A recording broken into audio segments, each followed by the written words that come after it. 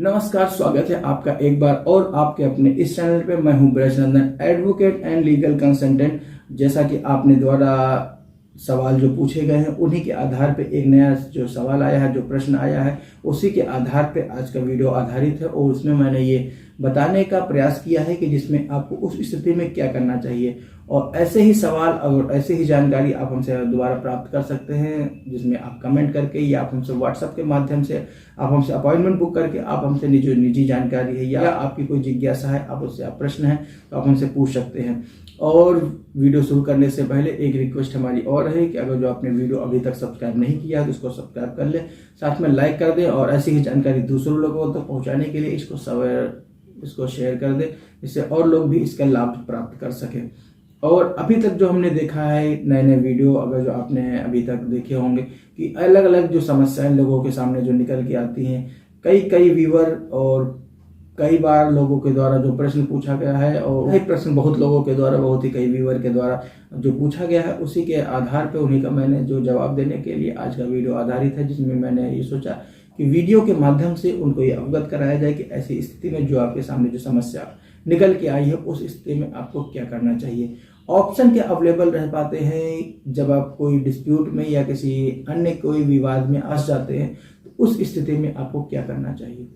और आज के वीडियो में सबसे पहले मैं ये बताना चाहूँगा कि अगर जो हस्बैंड एंड वाइफ दोनों का बहुत ही क्लोज रिलेशन रहता है और इस आधार पे कौन क्या किस वक्त कर पाता है या कौन करना चाहता है, इसका जो दूसरे पक्ष को उसका आभास होना, उसको ही लगना प्रारंभ हो जाता है। और इसी के आधार पे जो नए तथ्य, नए जो डिस्प्यूट में जो अराइज होकर जो निकल के सामने आते हैं, वही एविडेंस बाद में आपको काम में आते हैं। क्योंकि वाइफ अगर जो आपके साथ में रह रही है, उसका अगर जो डिस्टर्बेंस क्रिएट करने का जो माहौल है, जो उसका इरादा बन चुका है, वो आपको आभास होना प्रारंभ हो पाता है कि ये आपको लगता है कि यहाँ से अब उसने गलत काम करना प्रारंभ कर दिए। तो उस स्थिति में सबसे पहले ध्यान देने वाली बात यह है कि आपको उसके विरुद्ध जो एविडेंस, जो मटेरियल, जो डॉक्यूमेंट, उसके जो अगर जो आपको बाद में काम में आएंगे, तो वो आप वहीं से आप उसको कलेक्ट करना प्रारंभ कर सकते हैं। अगर जो वाइफ के और हस्बैंड के बीच में अगर जो कोई डिस्प्यूट अराइज होता है, तो सबसे पहले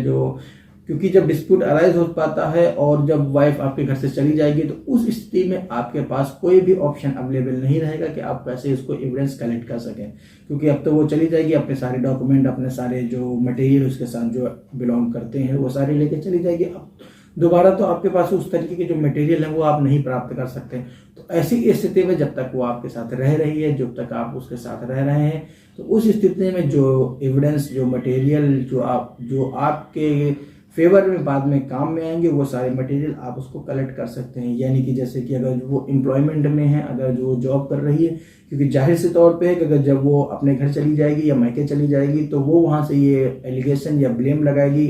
125 का मेंटेनेंस फाइल करेगी, उसमें ये ग्राउंड ले लेगी कि हम इस वक्त कुछ नहीं कर रहे हैं, बिल्कुल बेसहारा है, किसी तरीके की कोई हमारे पास आय की कोई साधन नहीं है। तो इस स्थिति में हमको हस्बैंड से मेंटेनेंस दिलाया जाए। लेकिन अगर जो आप समय रहते, अगर जो आपके पास उसके कोई वर्क या कोई जॉब कर रही है, उसका कोई अगर जो एविडेंस मटेरियल आपके पास अवेलेबल रहता है, तो वो आप अगर जो कलेक्ट करके रखते हैं, तो ये तथ्य, ये डॉक्यूमेंट आपको बाद में अवश्य में काम में आएंगे। आप ये कोर्ट में प्रिज्यूम करके और इसमें प्रेजेंट करेंगे कि ये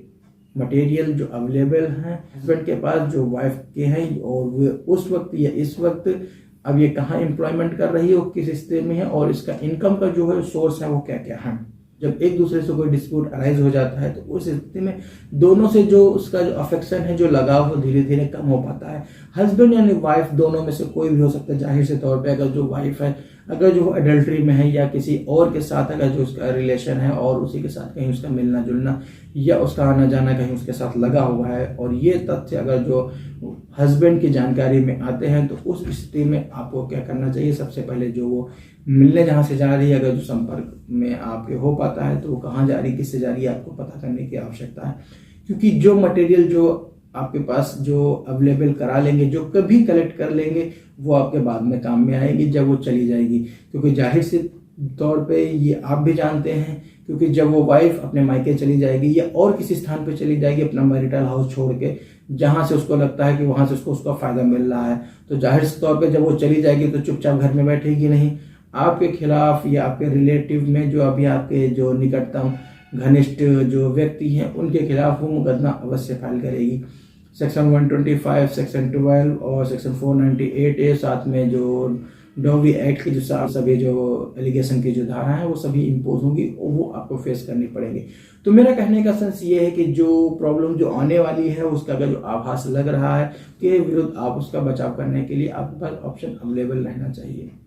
वाइफ का किसी अन्य व्यक्ति के साथ अगर जो कोई रिलेशन है, अगर जो उसके साथ मिलती जुलती है रहती है, और अगर जो कहीं उसके साथ भी कोई अगर जो खटास या उसके साथ कोई डिस्प्यूट अराइज हो पाता है या आपकी जानकारी में आ जाता है, तो सबसे पहले उस व्यक्ति को आपको अपना विटनेस बना लेना चाहिए, क्योंकि डिवोर्स की जो पिटिशन हो उसमें ये ग्राउंड देंगे कि वाइफ जो है एडल्ट्री में कहाँ कहाँ रह रही, किस तरीके से रह रही है। तो एविडेंस आपको प्रस्तुत करने होंगे, आपके जो सारे तथ्य हैं वो आपको प्रस्तुत करने होंगे। आपके तथ्यों के आधार पर माननीय न्यायालय आपके जो डिवोर्स के जो सूट है उसमें आपको फेवर में ऑर्डर पास करेंगे। अगर जो आप एडल्ट्री नहीं प्रूफ कर पाते हैं तो आपका डिवोर्स की जो पिटिशन है जिसके ग्राउंड पे आपने डिवोर्स फाइल किया है वो डिवोर्स की जो पिटिशन है वो रिजेक्ट भी हो सकती है। तो सबसे पहले, क्योंकि ये बहुत ही पेचीदा मामला हो पाता है कि जिसमें कि एडल्ट्री प्रूफ हो पाना बहुत ही मुश्किल काम भरा काम होता है, और इस स्थिति में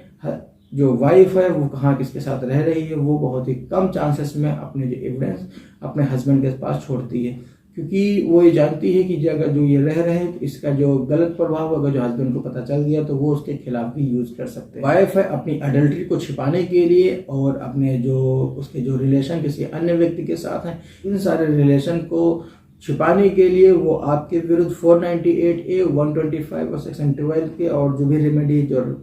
रहती हैं अवेलेबल हैं वो जो सेक्शन है वो आपके खिलाफ इम्पोज अवश्य करेगी। इसमें किसी तरीके से आपका कोई बचाव हो पाना बहुत ही मुश्किल भरा काम होता है। अगर जो कोई वाइफ एडल्ट्री में रह रही है और उसके साथ किसी अन्य व्यक्ति के साथ संबंध है तो हस्बैंड को प्रूफ कर पाना बहुत ही मुश्किल होता है, क्योंकि कोई भी एविडेंस, कोई भी जो रिकॉर्ड है वो हस्बैंड के पास अवेलेबल नहीं हो पाता। अंततः ये है कि जो एडल्ट्री है वो 80% 90% जो केसेस हैं वो अंततः उसमें फेल अवश्य हो जाते हैं, और क्या फाइनल हो पाते हैं ये नहीं फाइनल हो पाते हैं ये बात का विषय है। लेकिन आपके पास जो भी जो डिस्प्यूट अराइज हुआ है, जो प्रॉब्लम आपके द्वारा फेस की जा रही है, तो उस स्थिति में सबसे पहले अगर जो आपके पास ऑप्शन अवेलेबल है तो उस ऑप्शन को आपको यूज करना चाहिए, जिसमें आपके जो वाइफ है उसमें आप वीडियो बना सकते हैं जब वो गलत काम करना प्रारंभ कर सकती है, जब आपके ऊपर ये दबाव बनाती है अपने पेरेंट्स से अलग रहिए या अपने ब्रदर एंड सिस्टर से उनको डिस्प्यूट करके आप उनको बाहर निकाल दिए। इस तरीके का जो दबाव बनाना जब से आपको प्रारंभ कर सकती है तो उस स्थिति से आपको जो एविडेंस कलेक्ट करने की जो जिम्मेदारी है वो हस्बैंड की है। मैंने पहले के वीडियो में कई वीडियो में मैं बता चुका हूँ कि जो भी पिटीशन जो भी व्यक्ति होता है, हस्बैंड एंड वाइफ जो भी हो, उसके ऊपर ये बर्डन रहता है कि वो उस पिटीशन में जो ग्राउंड जो डिटेल जो मेंशन की है उसको प्रूफ करने की जो जिम्मेदारी है वो उसी पक्ष होगी, यानी कि जो पिटीशन प्रस्तुत करता है उसको प्रूफ करने का जो बर्डन होता है वो उसी के ऊपर होता है। अगर जो वो सारे बर्डन को सहते हुए अगर जो वे प्रूफ कर ले जाते हैं कि जो तथ्य और जो कारण जो पिटीशन में मेंशन किए गए हैं वो सत्य एवं सही हैं, तो उसी के आधार पर माननीय न्यायालय आपके फेवर में ऑर्डर पास कर देती है। एडल्ट्री में रहना शुरू हो जाती है और उसका रिलेशन कहीं अन्य व्यक्तियों के साथ या कई व्यक्तियों के साथ हो सकता है, में भी इसको डिनाई नहीं किया जा सकता है। अगर जो वाइफ के साथ अगर जो इस तरीके का जो रिलेशन बनना शुरू हो पाते हैं और ये तथ्य ये जानकारी अगर जो जब पत्नी आपके घर में रह रही होती है और अभी अपने मायके नहीं गई हुई है, उस स्थिति में अगर जो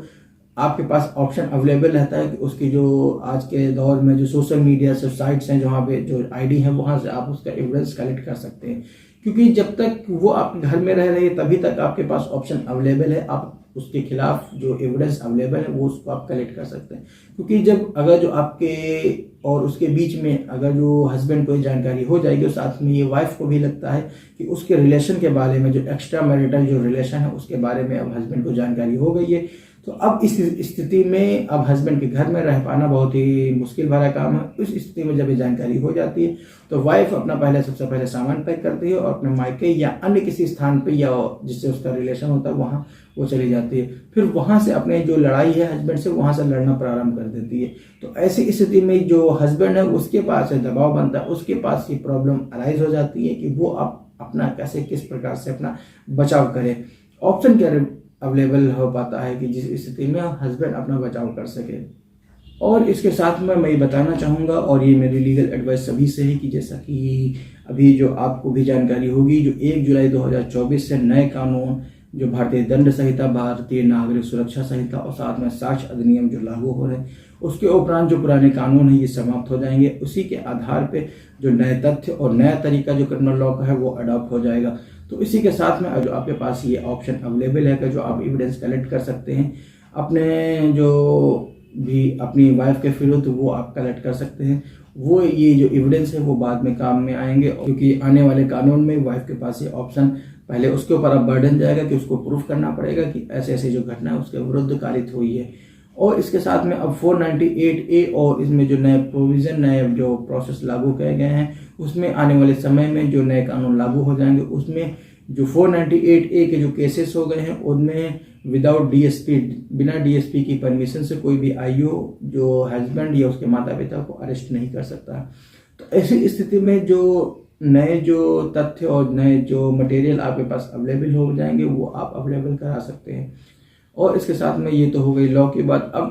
क्वेश्चन ये अराइज हो जाता है कि आप इसको फॉलो कैसे करेंगे, एग्जीक्यूशन में कैसे लाएंगे। तो सबसे पहले ये चीज़ है, अगर जो जाहिर से तौर पे है कि आपको जो डिफेंस है वो डिफेंस करने का जो राइट है वो हस्बैंड को मिलेगा, क्योंकि कैसा कोई भी क्राइम या ऐसा कोई भी अपराध नहीं बन पाता जिसमें कि हस्बैंड आगे अपना खुद सूट फाइल करे और वो वाइफ के खिलाफ कोई भी रेमेडी मांगे, क्योंकि जाहिर सी तौर पे जो प्रॉब्लम जो अराइज होंगी वो वाइफ को अराइज होंगी। वो वाइफ अपनी प्रॉब्लम को फेस करते हुए जो सेक्शन 498A और 125 सेक्शन 12 की जो पिटीशन है वो माननीय न्यायालय के समक्ष प्रस्तुत की जाएगी। और उस स्थिति में अगर जो माननीय न्यायालय अगर जो विचार करती है और विचार करने के उपरांत अगर जिसको लगता है कि हस्बैंड को समन करना चाहिए, तो हस्बैंड को समन करके उसको डिफेंस करने का मौका मिलता है। और डिफेंस के तौर पे आपको सारे एविडेंस और आपको सारे जो मटेरियल जो आपने कलेक्ट किए हैं वो माननीय न्यायालय के समक्ष आपको प्रार्थना पत्र के माध्यम से प्रस्तुत करने चाहिए। हाँ, एक चीज मैं अवश्य बताना चाहूंगा, जो प्रार्थना पत्र उसको सही तरीके से ड्राफ्ट करवाया जाए।